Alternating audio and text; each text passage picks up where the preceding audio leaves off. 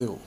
Eh bien voilà, nous sommes toujours dans cette problématique, donc la réforme de l'Église, mesdames et messieurs, la spiritualité des profondeurs est surpris comme ça de constater qu'il se passe des choses dans la sphère ecclésiastique, mais nous, insensibles comme nous sommes d'habitude, en bon humain, nous n'avions jamais su qu'il y avait des choses à épingler et que Dieu était contre certaines choses. Heureusement qu'on a deux baroudeurs, hein, donc deux hommes de Dieu solides, qui depuis longtemps veillent sur la problématique et se creusent la tête avec l'aide de Dieu, du Saint-Esprit, pour réformer cette église. Donc pour, comme ça, là, tirer la sonnette d'alarme, faire un clin d'œil à tous les hommes de Dieu qui nous suivent la tête, que vous êtes dans vos fauteuils, qu'il y a danger, que tout ne va pas bien comme vous le dites, donc à vos fidèles dans les églises, que tout va bien, que non c'est bon. Non, non, non, il se passe des choses et que l'homme de Dieu devrait participer donc à l'évolution de la société. L'homme de Dieu a son mot à dire et l'homme de Dieu peut aider à l'évolution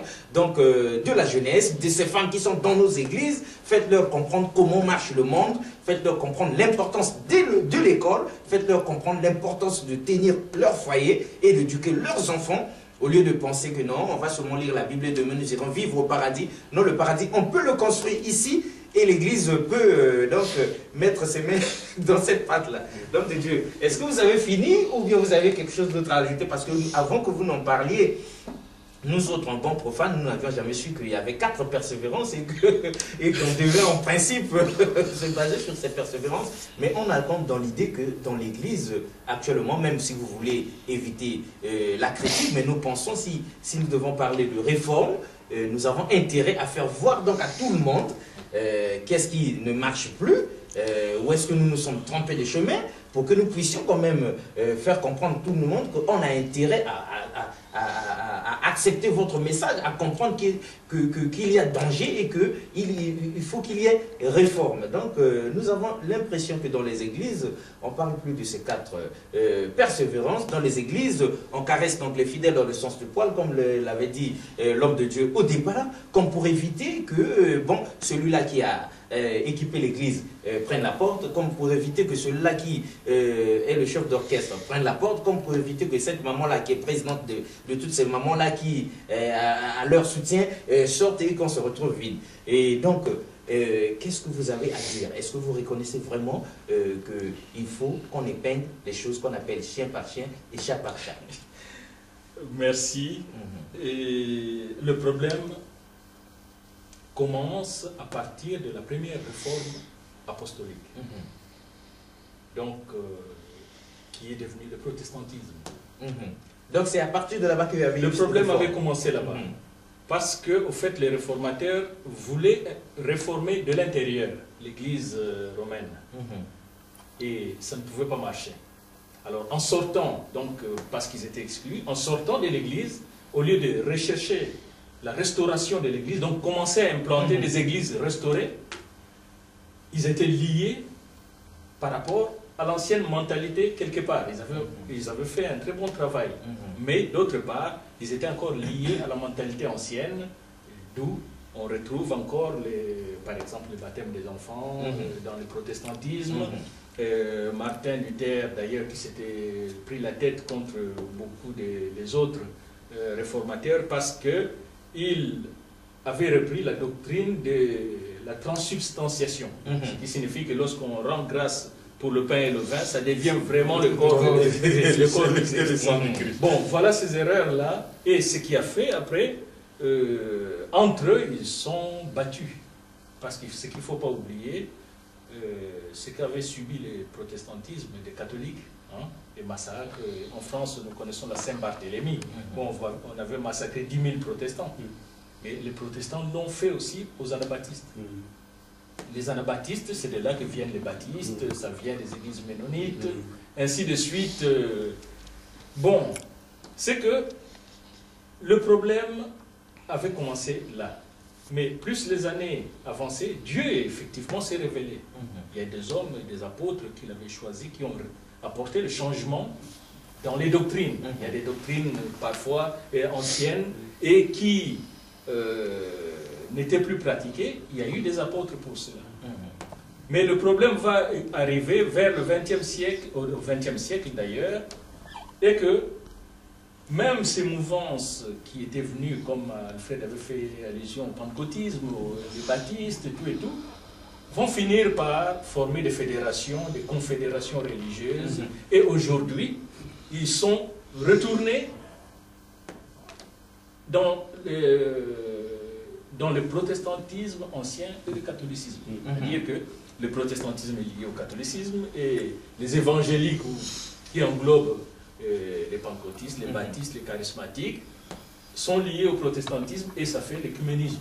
Donc l'écuménisme c'est quoi? L'écuménisme c'est la vision d'avoir une église mondiale. Ce qui signifie si l'église devient mondiale, là il y a encore un gros problème. Parce que il n'y aura plus de révélation. Ce qui signifie que si l'église mondiale a décidé, tous ceux qui n'entreront pas dedans seront persécutés. Alors, voilà le danger. Donc, nous avons besoin de cette deuxième réforme pour distinguer de la première réforme. Cette deuxième réforme apostolique, pas pour nier tout ce qui a été fait pendant la première réforme, non, pas du tout. Mais pour que les erreurs qui ont subsisté, qui ont poussé même jusqu'à aujourd'hui, puissent être changées. Bon, là, aujourd'hui, par exemple, l'Église africaine. L'Église africaine n'est pas dans son basket. Bon, l'Église européenne a sa pointure, qui les a amenés dans la tradition, quelque part, malheureusement. Mais les Européens avaient imposé leur réforme, la réforme de l'Église européenne en Afrique. En Afrique, oui. Une réforme qui n'était pas adaptée aux cultures africaines. Ni à notre mentalité là. Voilà, c'était pas adapté, mais ça a été imposé. Alors, l'Église africaine se retrouve aujourd'hui à ramasser. À ramasser des choses de l'Europe, à ramasser de ce qui vient des États-Unis, ainsi de suite, parce que c'est une église qui est complètement perdue. Alors, tous les malins, des prétendus serviteurs malins, des profiteurs, en profitent. Lorsqu'un pays est en guerre, où il n'y a plus d'administration, tout est bafoué, ben, ce sont les escrocs, les profiteurs qui s'enrichissent. Alors, c'est ce que nous sommes en train de vivre, ce que j'ai découvert, moi, qui viens des églises européennes, que j'ai découvert dans les églises africaines. C'est que dans les églises africaines, même les révélations, oui, Dieu est le Dieu de la révélation. Mais lorsqu'on voit des gens qui deviennent des serviteurs de Dieu comme ça, aujourd'hui il était pasteur, demain il est bishop, archibishop, et puis après il devient ainsi de suite. Ce sont des choses inacceptables. C'est d'ailleurs pour cette raison que j'avais écrit le livre sur les ministères du Christ par le Saint-Esprit. Donc, pour amener les hommes de Dieu, les églises, les chrétiens en général, à comprendre que ce qui se fait maintenant est sorti du chemin.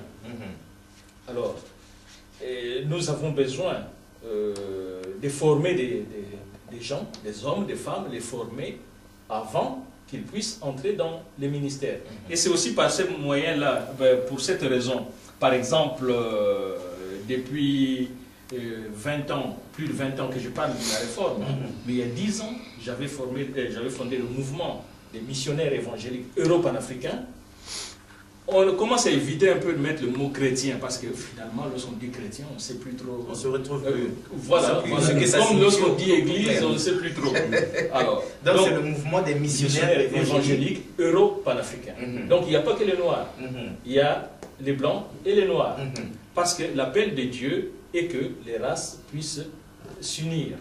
Et quels sont les objectifs, pour quelles raisons vous avez mis sur pied? Voilà, donc c'est pour le rassemblement, l'assistance, le soutien, encadrement, formation des ecclésiastiques et des églises missionnaires et bibliques, entre parenthèses, protestantes, évangéliques, pour donner une compréhension. Bien sûr. Pour donner francophone. Voilà. Et surtout, je crois que c'est l'église francophone qui a beaucoup dérapé.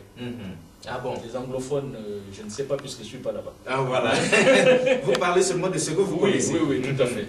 Et le but de ce mouvement, c'est un mouvement international pour la deuxième réforme apostolique. Oui, mais pour ceux-là qui ont entendu parler de ce mouvement, qui aimeraient bien savoir comment le contacter, et comment ça se passe, comment vous faites pour être en contact avec les autres, comment ils font eux pour vous retrouver, quels sont les mécanismes que vous avez mis en place? Bon, de toute façon, par exemple sur Facebook, sur Facebook, il y a mes coordonnées qu'on peut trouver sur Facebook. Et puis bon, je crois, du moment où Dieu commence à nous mettre en contact avec des hommes comme Alfred, il nous a mis en contact. Il nous a mis en contact, et il y a d'autres aussi. Par ce moyen, ce travail même qui est en train de se faire, d'autres personnes vont chercher à nous contacter. Nous voulons une église vraie, une vraie église, parce que Dieu recherche de vrais adorateurs en esprit, en vérité. Mais nous ne voulons pas qu'on puisse attirer les gens, soit attirer les foules. Ce n'est pas ça qui nous intéresse, mais des foules, si toutes les foules viennent se convertir réellement, oui, ça serait une très bonne chose. Mais si il faut attirer les gens pour découvrir que dedans on en fait des pions comme ça, des gens qui ne pensent à rien d'autre, qui crient des bénédictions. D'ailleurs, j'avais interdit dans les églises qui sont déjà dans le mouvement, ces prières-là, des bénédictions, Seigneur, bénis-moi, bénis-moi, bénis-moi. Non. Si on se répand, on vit dans la sanctification, la grâce de Dieu viendra, la bénédiction du Seigneur viendra. Sans qu'on soit obligé de crier matin, midi, soir. Obligé de crier. Moi, je ne vois pas l'apôtre Paul, lui, il a demandé la bénédiction. À répétition, Seigneur, bénis-moi, Seigneur, fais ceci. Non, c'est du n'importe quoi. Dieu est celui qui connaît les cœurs. Alors, si on se répand sincèrement et on vit vraiment dans la sanctification, Dieu connaît nos besoins, il est le Dieu souverain, il connaît nos besoins, il pourvoira pour nous. Ok, la spiritualité des profondeurs, mesdames et messieurs, ne connaît pas trop bien la Bible, mais il entend les hommes de Dieu parler et il sait que quelque part c'est écrit dans votre Bible, dans la Bible qui est ici, voici les miracles qui accompagneront ceux qui auront cru. Donc vous n'avez plus besoin de crier matin, midi, soir. En tout cas, si vous avez sincèrement cru et si vous vous êtes converti réellement, en tout cas, ces grâces vous accompagneront, l'homme de Dieu. Mais on a l'impression que papa a peut-être trop violent par rapport à nous. On dirait bien que toutes nos croyances, il les balaie, les bases de nos convictions, il les met de côté. Est-ce que vous ne pouvez pas nous accorder au moins de prier intensément, de crier longtemps pour avoir le visa pour le voyage? C'est très important. Prier intensément pour avoir le mari qu'il faut, justement. Jeûner et prier pour se marier, jeûner et prier pour voyager, c'est de bonnes choses. Mais si vous voulez vraiment qu'on mette de côté tout ça, qu'est-ce qui va nous rester là? Merci, papa, pour l'intervention, la question. J'aimerais dire une chose. L'apôtre Jean-Marie n'est pas en train de balayer les choses. Il a bien dit, dans la deuxième réforme, on n'est pas en train de refuser. Mais le Dieu que nous prions, c'est un Dieu de précision et d'exactitude. Donc cela veut dire, je redonne encore l'exemple. Pour Dieu, ce n'est pas les résultats qui comptent, mais c'est le processus qui amène au résultat qui est important. Regarde Matthieu 7, 21. Il dit, en ces jours-là, beaucoup viendront. Mais maintenant, ces gens-là qui viendront, ce seraient des vrais moins intelligents. Parce que vous venez devant l'omniscient, le Dieu qui a la toute science, le Dieu qui a la pleine compréhension, le Dieu qui comprend tout. Tu viens contester son évaluation. Tu servais Dieu. Dans l'église des dieux. C'est lui le fondateur de l'église. Et cette église qu'il a fondée a un acte de constitution de cette église. Et cette église-là a une vision et les gens qui devaient y travailler ont un mandat reçu du Seigneur. Maintenant, c'est vraiment être moins intelligent, d'être devant le Seigneur, lui présentant les œuvres. Ça, c'est le problème de l'église aujourd'hui. Vous demandez à beaucoup des hommes de Dieu quelle est la vision de ce que tu es en train de faire. Ils te commencent à parler des œuvres. Bâtir une grande église, avoir des milliers de personnes, avoir une chaîne de télé, faire ceci, faire cela. Mais qu'est-ce que Christ veut laisser comme héritage à leurs enfants. Oui. Ah oui. Et ils appellent ça la bénédiction de Dieu. Qu'est-ce que Christ veut devenir au fait dans la vie de ces gens-là? Le problème, c'est pas balayer, mais le problème, c'est la technologie mise en place par les hommes pour manipuler les autres. Le danger, c'est quoi? Mieux vaut dire à quelqu'un la vérité. Même si ça lui prendra 10 ans à comprendre, mais quand il comprendra, il va décoller. Que passer des années à lui dire des mensonges qui vont le détruire. Regardons le principe de la prière. Christ dit, lorsque vous priez, dites, notre Père qui es aux cieux, que ton règne vienne. Que ta volonté soit faite sur la terre comme elle est faite au ciel. Du coup, la volonté de Dieu devient la plateforme sur laquelle nous positionnons tous nos prières.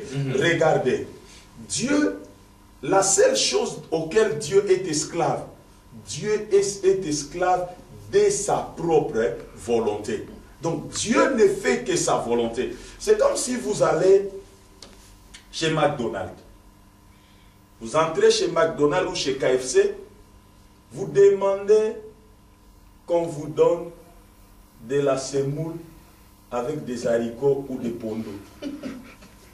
Priez comme vous voulez, jeûnez comme vous voulez, mutilez-vous, coupez-vous la jambe, la tête, tout. Chez McDonald's, on ne sortira pas la semoule, l'haricot, le poisson de mer. Chez McDonald's, il y a un menu. Alors, je vais essayer de donner un texte qui va nous enseigner, qui va nous éclairer par rapport à la prière. Voyons Zacharie. Zacharie chapitre 10. J'aimerais bien lire sur l'ordinateur pour lire les textes sur la Bible online pour lire la tradition la plus proche de nous. C'est la tradition parole de vie. Je vais lire la tradition parole de vie dans Zacharie chapitre 10. Vous allez voir une réalité sur la prière, une réalité très importante et compréhensible. Zacharie dit, demandez à l'Éternel, non ça c'est, je suis en train de lire la semaine, je vais lire parole de vie. Dans Zacharie, parole de vie dit ceci, il dit, demandez la pluie au Seigneur quand les champs ont besoin d'eau. C'est lui qui produit les orages. Il fera tomber beaucoup d'eau et il donnera à chacun de l'herbe dans son champ. Demandez à l'Éternel la pluie quand les champs ont besoin d'eau. Du coup, la notion de la saison et de la volonté de Dieu quand on prie devient très important. On doit demander à Dieu, quand il a, dans d'autres versions, on dit demander à l'Éternel la pluie du printemps. Pourquoi? Parce qu'on sait que c'est la pluie du printemps qui produit. C'est lorsqu'il plaît normalement au printemps qu'on a une bonne récolte. Donc cela veut dire que ce n'est pas toute pluie qui amène la production. Donc quand on demande à Dieu, on doit être sûr que ce qu'on est en train de demander à Dieu est dans le menu de Dieu. Dieu est souverain. Donc même si tu pries pendant 10 ans, ce n'est pas le fait de prier pendant 10 ans qui te donne la chose que tu as, mais c'est le fait que la chose que tu as demandé a rencontré la volonté de Dieu. Je termine par dire l'exemple de Anne. Il y a une femme qu'on appelle Anne dans la Bible qui est en train de prier des années pour recevoir un enfant. Mais avant ça, je cite Jacques qui dit, vous demandez et vous ne recevez pas parce que vous demandez mal. Vous demandez mal, ce n'est pas que vous formulez très mal vos paroles lorsque vous priez, mais vous demandez mal parce que vous demandez dans le but de satisfaire vos propres passions. Anne maintenant est en train de prier la même chose, dans le but de satisfaire, d'enlever son opprobre. Il est en train de plairer à Dieu parce que Pénina et ses enfants étaient en train de se moquer d'elle. Elle est en train de prier dans cette motivation-là, enlever son opprobre. Mais qu'est-ce que Dieu a à gagner que Anne ait un enfant ou pas? Dieu n'a rien à gagner là-dedans. Mais maintenant, Anne, un jour va apprendre que non, Phiné et son frère, les enfants d'Élie, sont en train de créer des bêtises dans le temple. Ils sont en train de créer des désordres. Dieu maintenant rejette la descendance d'Élie. Dieu est en train de chercher un sacrificateur, un juge, un prophète à Israël. Les bruits arrivent dans les oreilles d'Anne. Du coup, la dimension de la prière d'Anne change. Anne dit maintenant, il ne prie plus pour enlever son opprobre, mais il dit à Dieu, regarde, Seigneur, si tu me donnes un enfant, parce que tu as besoin d'un serviteur, moi je te donne cet enfant. Il fait un deal avec Dieu. Lorsqu'on prie, on doit faire un deal avec Dieu. Fais deal avec Dieu. Maintenant, regarde Dieu dans sa miséricorde. Dieu fait quoi? Dieu prend au même moment. Dans l'agenda de Dieu, il n'y avait pas un enfant pour Anne. Elle priait, Dieu il n'y avait rien. Mais au même moment, Dieu inscrit dans son agenda pour Anne 6 enfants. 6. Dieu inscrit dans son agenda pour Anne 6 enfants. Maintenant, Dieu va donner Samuel à Anne. Il donne les garçons. Mais il a 5 enfants d'autres. Parce que Dieu pouvait, si ce n'est que pour les prières d'Anne, Dieu pouvait lui donner le temps de récupérer les retards. Parce qu'on a eu des mamans qui ont fait des sextuplets. Donc il pouvait avoir les 6 enfants au même moment. Mais Dieu garde 5. Il lui donne Samuel. Dieu le regarde. Il dit, elle a dit qu'elle donnera cet enfant. Mais Anne a 2 ans. Disons 2 ans. Parce que ici, dans le monde moderne, l'âge de sévrage, c'est 2 ans. À 2 ans, une maman qui était stérile des années et des années, il va prendre son enfant, aller mettre dans un environnement pourri. Parce que la maison d'Élie, les grands enfants d'Élie n'avaient pas une bonne éducation, ne respectaient pas Dieu. Donc cela veut dire, aller faire éduquer son enfant dans cet environnement, c'était mettre la vie de son enfant en péril. Anne pouvait commencer à expliquer Dieu, voilà, cet environnement-là n'est pas vraiment normal, je ne dois pas aller mettre... Je peux l'éduquer moi-même en attendant. Je peux l'éduquer moi-même en attendant, mais...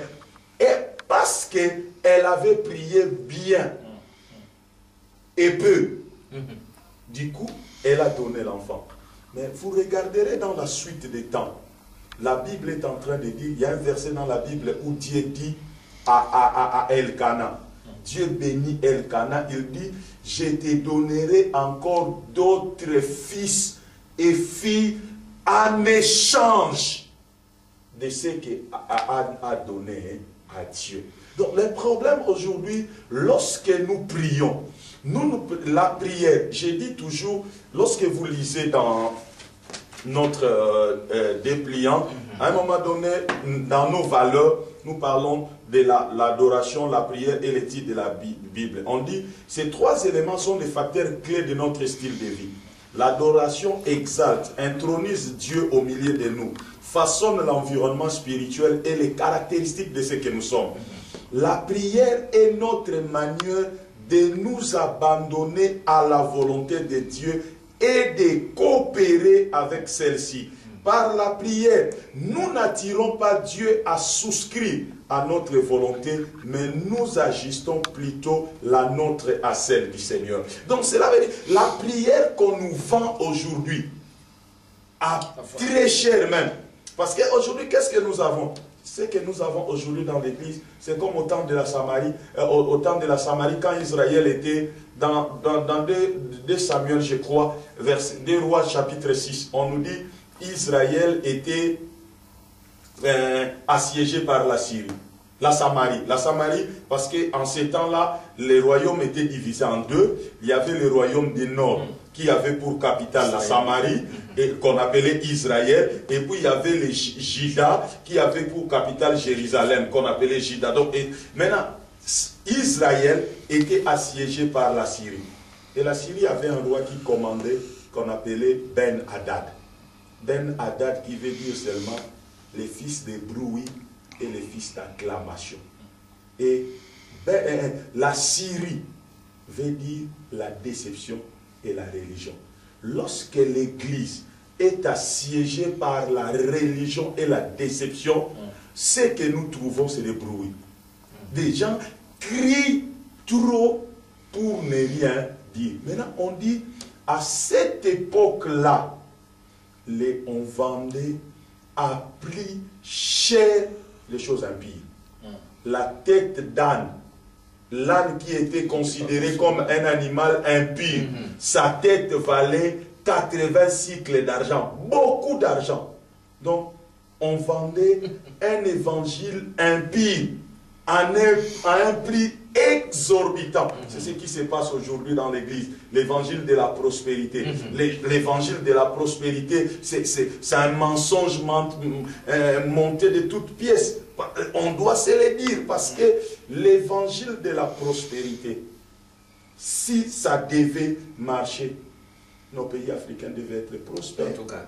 Parce que les gens dans leur pauvreté donnent l'argent aux hommes de Dieu et donnent l'argent à l'église. Mais qu'est-ce qui est en train de se passer?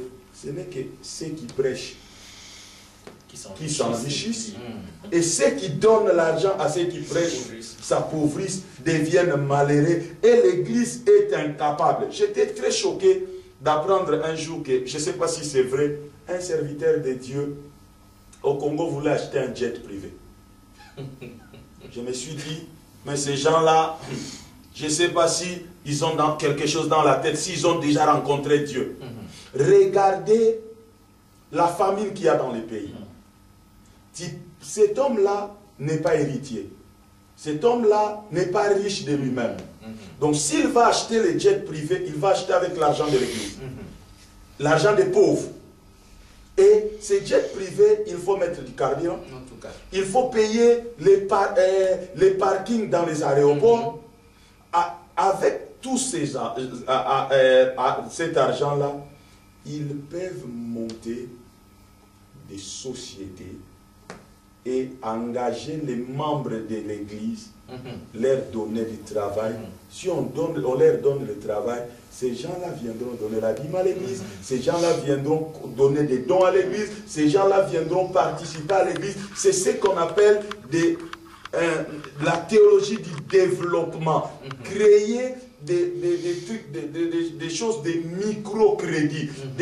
Au Congo, par exemple, en Afrique, par exemple, nous avons des têtes qui sont dans nos églises, qui ont des idées qui peuvent décoller et faire décoller la vie de plusieurs personnes, mais manque de fonds de départ. Mais un homme de Dieu va prendre cet argent, va acheter un jet privé parce qu'il a vu un Américain avec un jet privé parce qu'il croit que le Saint-Esprit c'est un Américain. Non, le Saint-Esprit n'est pas américain.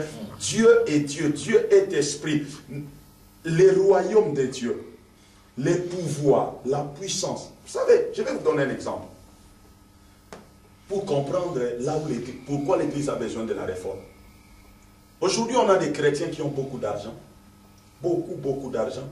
Des hommes de Dieu qui ont beaucoup d'argent. Mais qui ne savent même pas pourquoi ils ont cet argent. Pourquoi ils ont le pouvoir. La même chose que nos leaders. Ils ne savent même pas pourquoi ils sont dans le pouvoir. Vous verrez ces chrétiens qui ont beaucoup d'argent. Ils s'habillent bien avec des habits luxueux d'Italie. Il se met chaussure sur chaussure. Quand il prêche, il montre même sa chaussure pour qu'on sache que lui, il est allé se chausser chez Westo. Maintenant, ce même homme de Dieu, ou ce même chrétien, il a une grande maison, il a des voitures de luxe. La seule chose qu'il peut faire, c'est chaque fin du mois, donner la dîme parce qu'il croit faire une faveur à Dieu et à l'Église. Mais de l'autre côté, on a un musulman qui vit dans un pays de Golfe où il y a du pétrole, qui a beaucoup d'argent, qui vit sous une tente, qui mange sur une natte, mais son argent, il donne pour faire accélérer la philosophie d'Allah. Créer beaucoup de mosquées, faire encore beaucoup de Corans pour donner aux gens, faire des œuvres caritatives pour que les gens qu'on aide socialement acceptent l'islam. Voilà pourquoi ces dernières 10 années, l'islam a pris des ampleurs parce que l'Église chrétienne a oublié ce qu'on appelle la solidarité, la force de l'église au départ, c'était la solidarité. Les piliers que le papa a dit, les fractions de pain, la communion fraternelle. Maintenant, entre ces deux messieurs-là, c'est lui qui donne la dîme, qui crie Jésus, qui chante Jésus tous les jours, qui connaît le royaume de Dieu. Le royaume de Dieu, c'est donner la puissance pour rendre le monde meilleur. Le but du pouvoir, le pouvoir c'est l'argent, le pouvoir c'est la position, le pouvoir c'est l'élévation, le pouvoir c'est les fonctions. Lorsque tu as une parcelle de pouvoir, le but c'est pour rendre le monde tout autour de toi meilleur. Et Dieu a dit à Abraham, je te bénirai et je ferai de toi source de bénédiction. Si Dieu nous bénit, c'est pour que les gens qui sont tout autour de nous soient meilleurs. Donc, ce que même nous appelons bénédiction aujourd'hui dans l'église, je ne sais pas, ce concept-là, nous l'avons tiré d'où? Parce que Jacob rencontre Dieu dans le livre de Genèse. Il est en train de retourner chez lui. Il vient de son oncle Laban à Padam Aram. Il rencontre Dieu. Il demande à Dieu de lui bénir. Il dit, je ne te laisse pas si tu ne me bénis pas. Mais pendant qu'il dit ça, c'était quoi la bénédiction en fait? Parce que Dieu ne lui demande pas qu'est-ce que tu as besoin. Parce que Jacob avait des femmes, avait des enfants, avait des brebis, avait beaucoup de choses. Il s'était enrichi chez son oncle Laban. Mais Dieu il commence par lui demander, dis-moi exactement qui tu es. Quelle est ta vraie nature? Toi tu es qui? Toi tu es qui? La bénédiction que Jacob était en train de chercher, c'était la vraie nature de Dieu. Regarde Marie. Marie, à qui on appelle, elle est bénie au-delà de toutes les femmes de sa génération. Mais comment, avec sa bénédiction, elle a manqué un endroit pour donner naissance à son fils, qui était Dieu? Regardez-la, parce que si elle était bénie selon le concept de la bénédiction actuelle, qu'est-ce qui allait se passer? Il allait se passer qu'il viendrait dans un hôtel, on te débarquera, on te sortira pour... Parce qu'il y a des hôtels, quand un homme vient, selon son rang seulement, on met des clients dehors pour les prendre. Moi, j'ai vu dans des avions où on a débarqué des gens pour prendre quelqu'un parce que on regarde sa carte de fidélité, on dit, lui là, il doit partir, toi, attends le prochain avion, on te mettra même dans l'hôtel, tout ça. Pourquoi? Parce que le concept de l'élévation entre le monde et l'église ne doit pas être le même. Aujourd'hui, l'église a pris le concept de l'élévation du monde, il l'a mis dans l'église. Et maintenant, il y a ce qu'on appelle la compétition. Moi, je suis plus élevé que toi. Moi, voilà, là où vous avez parlé, quelqu'un s'est dit, Bishop. L'autre veut tellement aller au-delà, il dit archibishop, et l'autre dit je suis pape, l'autre dit je suis général, l'autre dit je suis maréchal, l'autre dit je suis ceci. En fait de compte, on va sortir avec des Jésus et des dieux dans cette histoire. En tout cas, c'est dit avec le mot qu'il faut, mesdames et messieurs. Et là encore, c'est parce que c'est des hommes de Dieu qui en parlent. Parce que si c'était nous les journalistes, on dirait que nous sommes en train de salir l'église. Seulement, on aime bien quand on est en train de mettre le point sur les i, d'appeler chien par chien et chat par chat à l'homme de Dieu. Quelque part, lorsque vous épinglez cet évangile africain où on nous pousse vers la pauvreté, où on n'aime pas nous introduire les fidèles dans la dynamique du développement, quelque part vous voulez nous écarter aussi du bienheureux, les pauvres. Parce que plus nous sommes pauvres, plus le chemin du paradis est ouvert pour nous. Parce que lorsque nous serons devenus riches, ce serait très difficile pour nous de passer de richesse de l'église justement. Est-ce que c'est pas bien que l'Afrique reste dans sa misère, dans son sous-développement, que nous soyons déconnectés du reste du monde, que nous n'entrions pas dans la dynamique de la mondialisation avec les autres, que nous restons à côté de l'Internet, que nous ne fassions pas comme l'homme de Dieu qui a une machine terrible avec plein de choses là-dedans, pour que nous restions pauvres et le paradis est ouvert pour nous. Merci. Mais je crois qu'il y a une compréhension souvent sur Matthieu chapitre 5, en tout cas. Les béatitudes. Heureux les pauvres en esprit. Ce n'est pas seulement heureux les pauvres. Ça ne s'arrête pas là. Jésus précise les pauvres en esprit. Bon, le royaume est pour les humbles. Ce qui signifie que quelqu'un peut se martyriser, quelqu'un peut je ne sais pas, jeûner pendant 40 jours, ainsi de suite, tout ce qu'il fait, s'il n'est pas humble, tout ce qu'il fait ne lui apportera rien du tout. Heureux les pauvres en esprit. Dieu aime les riches. Et c'est la raison pour laquelle il bénit. Ce n'est pas que si on est pauvre qu'on entrera facilement dans le royaume de Dieu qu'un riche. Hein? Donc, je crois que c'est l'explication des enseignements profonds qui doivent éclairer le peuple de Dieu. Alors, si aujourd'hui, comme j'avais appris que les gens attendaient la manne céleste, qui mangeaient la manne, j'ai appris cela en Afrique. Mais ceux qui ont mangé la manne sont où? La Bible dit sont morts. Ceux qui avaient mangé la manne. Et Israël, qui n'arrêtait pas de se plaindre, avait mangé la manne. Et qu'est-ce qui a fait qu'il traîne 40 ans dans le désert? C'est justement parce que son comportement n'était pas digne. Je crois que la réforme est nécessaire, la deuxième réforme est nécessaire parce que beaucoup de chrétiens, malheureusement, dans des pays africains, sont devenus des paresseux. Ils ont compris l'évangile de travers, mais avant qu'ils comprennent de travers, ce sont ceux qui les ont enseignés, qui les ont inculqué cette mentalité. Parce que si on suit un aveugle, et ben l'aveugle, on se retrouve tous les deux à tomber.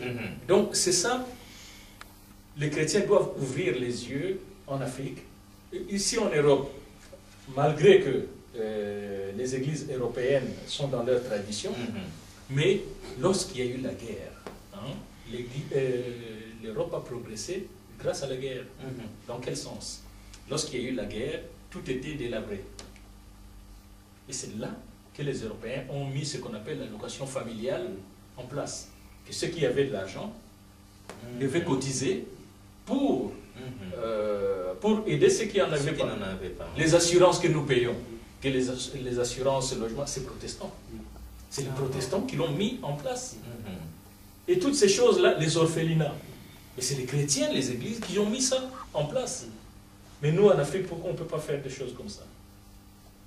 Que lorsqu'on a après avoir pris l'argent des dîmes, je ne sais pas encore, des dîmes, les offrandes, des rachats, mais quel rachat? Puisque celui qui nous a rachetés, c'est le Seigneur Jésus-Christ. Et pourquoi donner encore l'offrande des rachats? Et tout ça, c'est un autre évangile que l'apôtre Paul a mis. À l'homme de Dieu, on reste sur vous parce que justement, vous faites déjà peur, vous ainsi que votre fils. Non, on est clair. Vous faites peur parce que justement, nous, on avait cette habitude-là.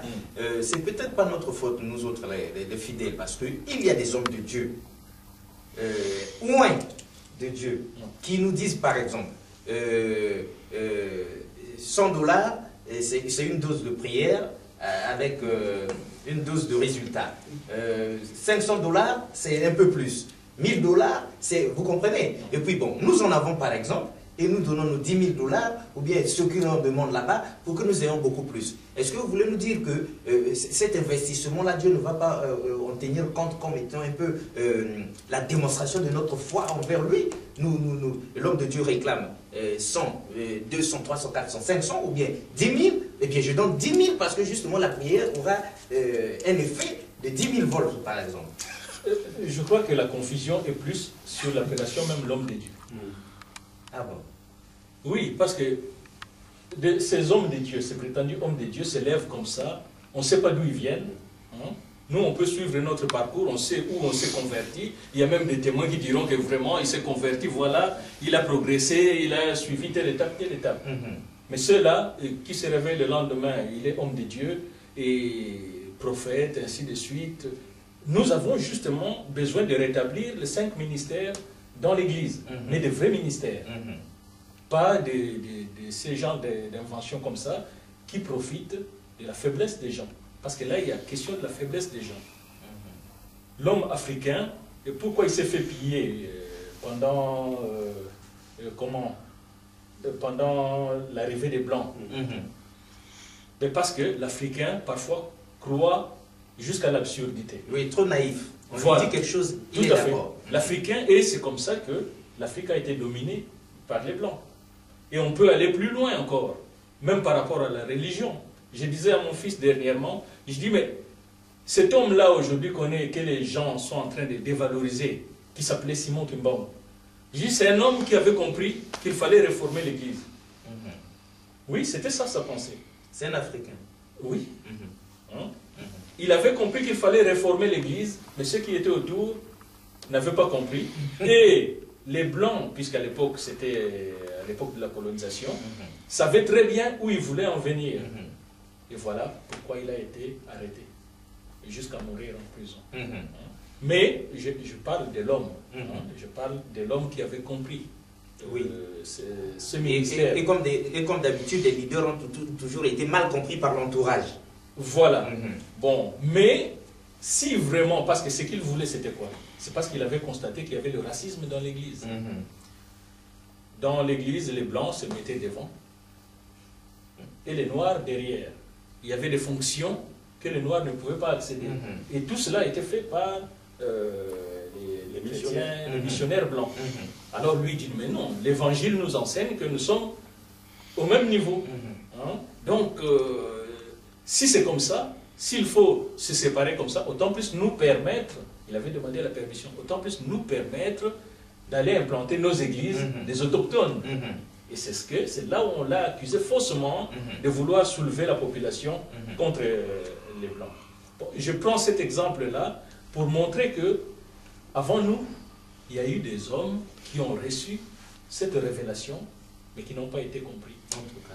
Hein, qui n'ont pas été compris. Ceux qui les ont fait soit arrêtés ou tués, c'était des gens qui profitaient du système. Aujourd'hui, il y a des gens qui profitent du système. Hein, qui profitent du système.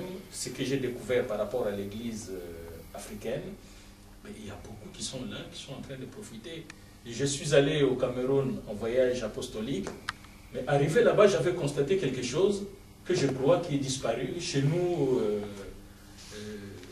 dans le pays comme le Congo. Au Cameroun, le week-end, tu verras, les gens retournent dans leur village. Les gens qui vivent dans des villes, ils retournent dans leur village tous les week-ends parce qu'ils ont leur champ au village. Mais au Congo, les villages sont désertés. Il n'y a plus personne au village. Tous se concentrent à la capitale ou bien dans les grandes villes, et puis qui réclament la manne à Dieu. En tout cas. Voilà, donc cet état d'esprit est à combattre. C'est juste cet état d'esprit à combattre, mesdames et messieurs. On va lire pour vous justement ce livre donc de l'homme de Dieu qui est à notre droite, le révérend Ngazouba, c'est ça? Oui. Voilà, donc les ministères du Christ par le Saint-Esprit. Nous en lisons un extrait pour nous en donner une idée. Dès ma conversion, et c'est donc la préface, je me suis posé beaucoup de questions concernant la Bible et sur la manière dont les chrétiens ont, dans la plupart des cas, déformé les choses. J'ai toujours trouvé une grande contradiction quant à leur déclaration qui dit « La parole de Dieu est la seule autorité », alors qu'ils ne se font aucun souci en la déformant et en mettant en pratique des inventions qui ne sont qu'émanation de leur propre raisonnement. L'ami Paul dit « C'est lui qui a donné les uns comme apôtres, les autres comme prophètes, les autres comme évangélistes, les autres comme pasteurs et docteurs. » C'est à lire dans Éphésiens 4, 11. Ce verset biblique ne donne pas une position d'autorité du gouvernement de l'Église, mais une simple citation. Car l'évangéliste ne fait pas partie de ce gouvernement, raison pour laquelle il n'est pas positionné dans 1 Corinthiens 12, 28, qui dit « Et Dieu a établi dans l'Église premièrement des apôtres, deuxièmement les prophètes, troisièmement des docteurs, et ou des pasteurs. » L'ordre établi par le Saint-Esprit dans ce verset doit être accepté et respecté, car ces ministères existent encore de nos jours. Si quelqu'un se met à contester cet ordre, il résiste au Saint-Esprit. Explication. C'est clair. C'est clair. C'est clair. Mais voilà, ce qui n'est pas clair, c'est plutôt quelque chose, avant qu'on ne revienne sur l'homme de Dieu à notre gauche, donc le révérend Alfred. Alfred. Donc avant qu'on ne revienne sur vous, il y a quelque chose qui n'est pas clair pour tous ceux qui nous suivent depuis le début. Vous avez une canne avec vous. Oui. Et on se pose des questions. Est-ce que c'est sacré? Est-ce que c'est un totem? Est-ce que c'est une arme? Est-ce que justification? Mais c'est simple. Et depuis ma conversion, j'ai toujours eu une canne. Tous ceux qui me connaissent avec la canne. Que ce soit en Europe, en Afrique, me connaissent avec la canne. Mais ce sont des cannes que je fais moi-même, puisque je pars en vacances en Auvergne. Lorsque je vais en Auvergne, c'est au centre de la France. Et de là, j'essaie dans la forêt, là où se trouve ces genres de bois, qu'on appelle le bois blanc. Et je le fais moi-même. Donc il n'y a rien de miracle. C'est pas un fétiche. Si on touche, on n'est pas foudroyé. On n'ose pas toucher, mais on ne sait jamais. On ne saute pas le risque de toucher. Ça nous rassure quand même que ce ne soit pas un fétiche, pas un totem. C'est symbolique. Oui. Et je venais de dire que, d'ailleurs, il colle bien, que j'étais comme Moïse, dans le sens que, à la conversion, j'étais converti, amené à la conversion par quelqu'un qui était le président des églises évangéliques baptistes de toute la France, et qui m'avait vraiment confié à des personnes qui m'ont encadré. Donc, voilà, et j'ai toujours eu une canne, mais sinon ça n'a rien à voir de mystique ou quoi que ce soit. C'est très bien. Les enfants s'amusent même avec parfois. Voilà, donc ça nous rassure, mesdames et messieurs. Et on revient donc sur le révérend après. Alors, au stade où nous en sommes, est-ce que vous avez un complément d'information ou bien nous vous posons une question qui nous arrive déjà? Posez-nous les questions, voilà. Comme ça, ça nous fait... Les questions, nous en avons en quantité parce que cette fois-ci, il faudrait qu'on creuse un peu toute cette problématique, mesdames et messieurs, pour que nous puissions savoir le mal de l'Église et que nous puissions voir quel est le remède qu'il faut. Alors, le livre, c'est écrit par le révérend Kazoubaki à notre droite, mais nous préférons commencer la question ici et lui, il complétera après. Alors, dans cette réforme de l'Église, dans cette grande problématique, est-ce qu'il faut compter avec le Saint-Esprit ou sans le Saint-Esprit? Parce que nous disons ici, les ministères du Christ par le Saint-Esprit. Quelle est la place du Saint-Esprit dans la réforme de l'Église? Déjà, merci pour la question. Mais déjà, lorsque vous regardez la question, il y a la réponse là-dedans. Parce que c'est qui le Saint-Esprit? Parce qu'à un moment donné, les gens ont même mal défini le Saint-Esprit en confondant les versets des Actes des Apôtres, chapitre 1, le verset 8. Les gens croient au Saint-Esprit comme une puissance, comme un mystère, comme un mystique. La Bible dit clairement, c'est ce que j'étais en train de dire au début. J'ai dit, les gens ont lu la Bible, mais on lit sans comprendre et ils ont sorti des doctrines dessus. La Bible dit, mais vous recevrez une puissance, virgule, le Saint-Esprit survenant sur vous. Parce qu'il y a une virgule ici, la puissance et le Saint-Esprit ne sont pas rattachés, ce n'est pas la même chose. Je dis, mais vous recevrez une puissance, le Saint-Esprit survenant sur vous. Donc la puissance vient seulement lorsque le Saint-Esprit est présent.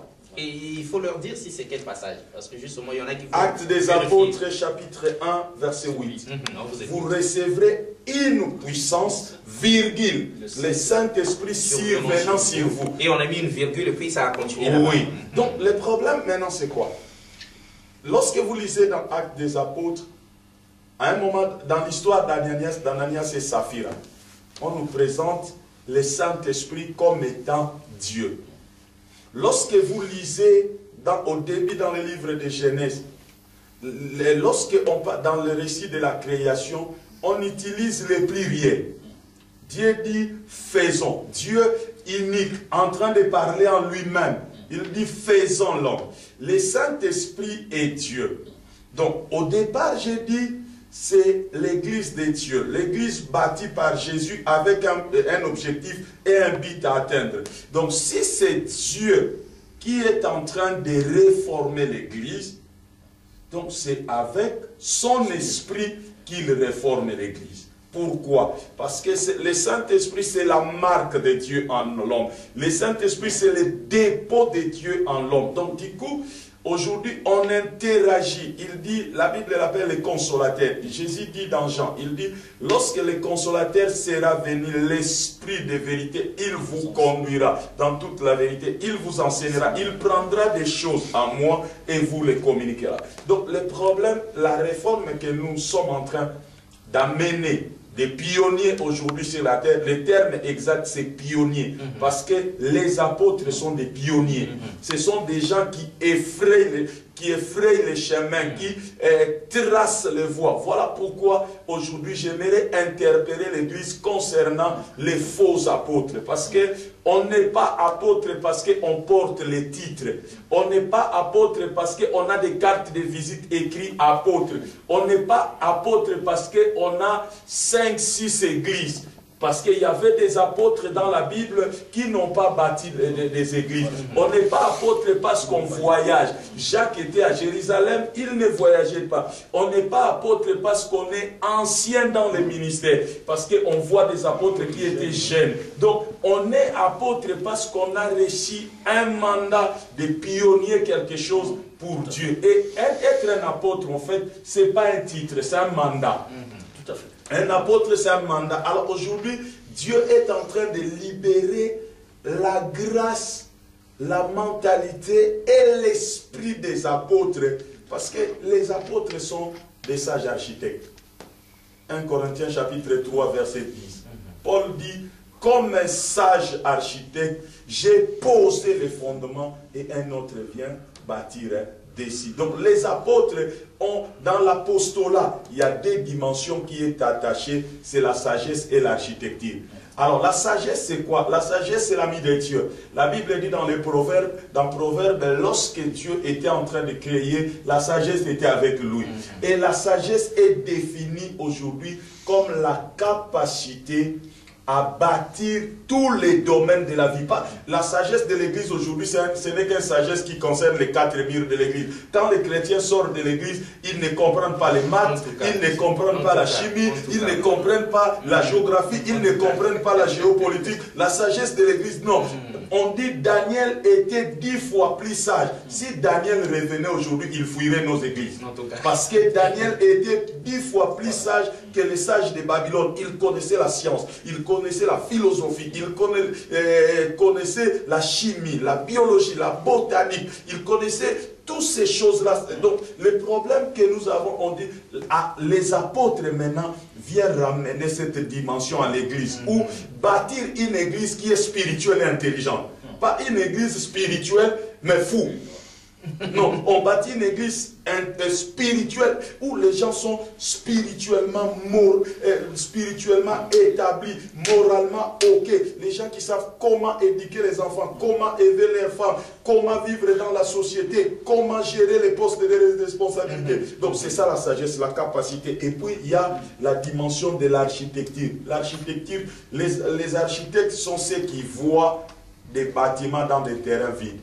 Un architecte peut venir ici, vous voyez un terrain, mais lui, il vous voit un bâtiment et il vous le dessine en 2 jours et il vous fait une maquette. Donc, un apôtre, lorsqu'il entre dans un système, lorsqu'il entre dans un village, lorsqu'il entre dans une société, il peut vous identifier le problème de la société et rapidement vous donner les solutions pour essayer. Donc, c'est vraiment dans ce sens-là. Et tout ça, c'est par le Saint-Esprit. Parce que normalement, les livres qu'on appelle les actes des apôtres devaient être appelés les actes du Saint-Esprit. Parce que c'est le Saint-Esprit qui était en train d'accompagner les apôtres. Parce qu'on dit, vous recevrez une puissance. Parce que l'apostolat demande une puissance. Et je vais faire une parenthèse rapidement dans quelque chose qu'on a dit, quelque chose que vous avez dit, le révérend a répondu à ça, mais j'étais très touché du terme utilisé. Le révérend ne l'a pas abordé, je vais l'aborder un peu. Vous avez parlé des serviteurs de Dieu ou en de Dieu, et qui ne sont pas des points. Qui ne sont pas des points, et qui sont les serviteurs de Dieu, les hommes du diable. Non. Bien aimé, regardez. Lorsque vous lisez le psaume 133, la Bible dit, il est doux et agréable aux frères de demeurer ensemble. Et c'est là où Dieu déverse la bénédiction, la vie pour l'éternité. C'est comme l'huile qu'on a versée sur la tête d'Aaron. À moins que vous soyez dans une église où le serviteur de Dieu est mort, parce qu'un cadavre est frais. Parce que s'il est frais, lorsqu'on déverse l'huile sur la tête, l'huile là ne va pas couler, il va rester, il va rester sur ta tête. Mais les mêmes huiles que l'homme de Dieu reçoit, c'est les mêmes huiles que le peuple reçoit. Parce qu'on dit, ça descend de la tête à la barbe. Et ça, donc cela veut dire que normalement, c'est quoi l'onction? L'onction, c'est devenu une problématique, un grand mystère. En fait, c'est quoi l'onction? L'onction, c'est la capacité pour les services. Donc, en tant qu'un père, pour l'éducation de mes enfants, j'ai besoin de l'onction.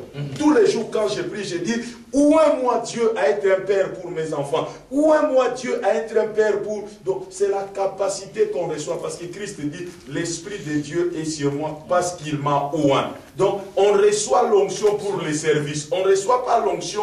Et puis, l'onction, regardez comment l'onction est produite par l'unité.